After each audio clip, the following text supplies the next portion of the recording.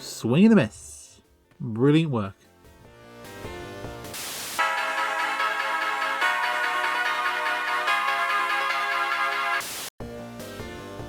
Ballistic presents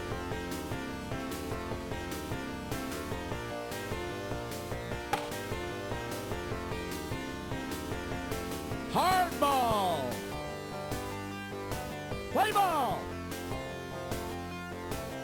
Right then, baseball. I mean, I very rarely talk from a position of authority, and it'll be even less so here. I mean, being that I live in the shambolic, festering wreckage of all-right Britain, baseball isn't really a thing and normally gets disparagingly called rounders. But it's not just that, it's America's favourite pastime. And as someone who has a great fondness for American sports, it's something I've always had a soft spot for. We'll get into it more when we get to the Joe Madden games, but growing up in the 80s there was a boom in American football when it was shown on Channel 4, to the point where it even showed up on Superground of all places.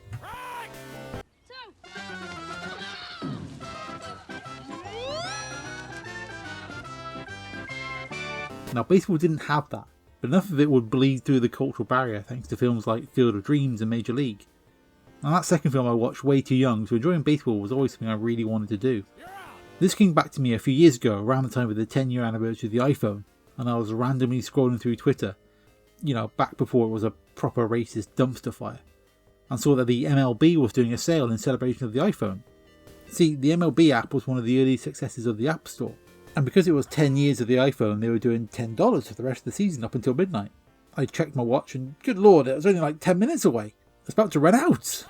After frantically whacking in my PayPal details, I managed to sign up for the offer just in the nick of time. And then I was like, oh man, do I have to learn baseball now? Because whilst it looks easy, it's a very dense sport. I mean, just look at their wiki page for scoring in baseball, it's almost ridiculous.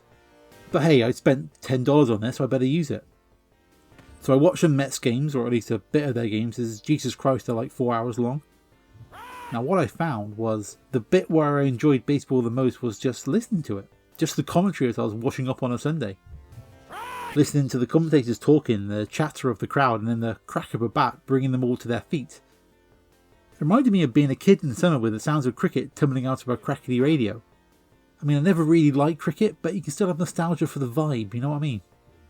Anyway, that's a long way of saying I don't have much to say about this game. I mean, it sounds nice, the graphics are functional, with a bit of nice animation here and there. Rich gives it 72% as it had a better sequel.